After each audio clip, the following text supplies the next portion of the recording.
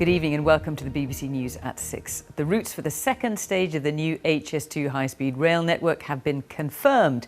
Trains will run from Birmingham on 2 lines, some on already existing tracks, one serving the northwest and major cities like Manchester and Liverpool, the other serving the East Midlands up to Leeds and York. The first trains are not expected to run until 2026. For years, there have been disagreements about exactly which route the line should take. Now, some properties on a new housing estate in Mexborough in South Yorkshire will have to be bulldozed to make way for it. Here's our transport correspondent, Richard Westcott. It's the train line that splits people right down the middle. For supporters, it'll boost the economy and bridge the north-south divide. Critics say costs will spiral and benefits are overblown.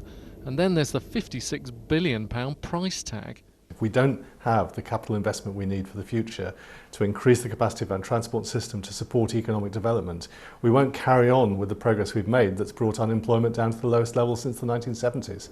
Contracts have just been awarded for the first phase of HS2 between London and Birmingham, worth nearly £7 billion and creating 16,000 jobs. That first section won't open for another 9 years. There's been another big HS2 announcement today. Several years late, they have finally put out the route that goes from Birmingham up to Manchester on one side and Sheffield and Leeds on the other. And it goes right through this brand new housing estate. In fact, it goes right through Ben's house.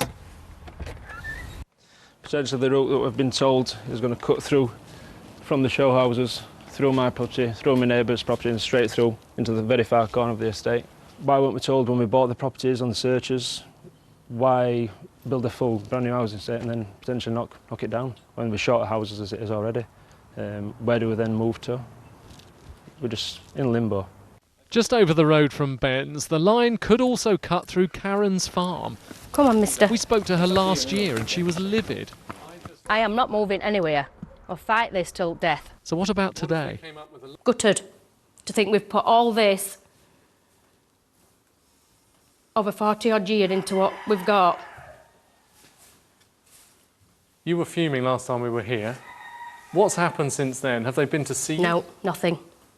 Nothing. Too much gone into this over years. You know, I could never imagine living anywhere else.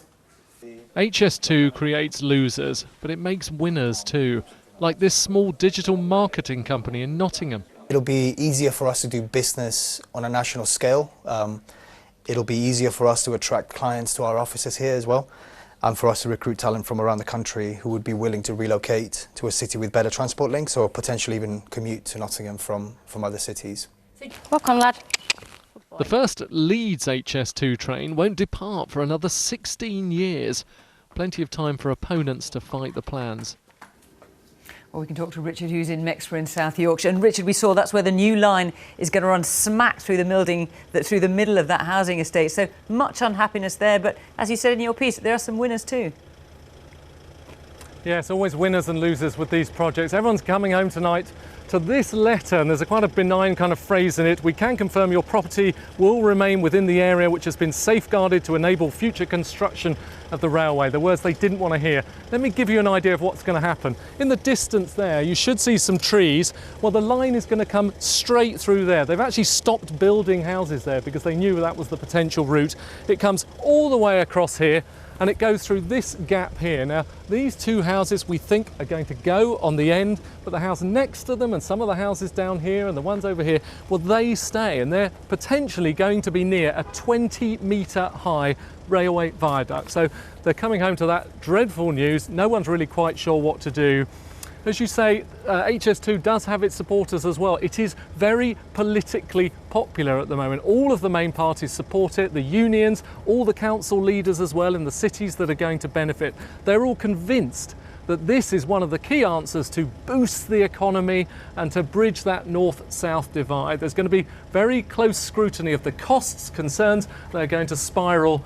But when you talk to people who are actually directly affected by the line, their number one complaint is the lack of information, is the waiting for years in limbo, not knowing what's happening to their house. And that is what's happening to many hundreds of people on this estate tonight. And Richard, we can see someone behind you going in this evening, no doubt, to read exactly that letter. Thank you very much.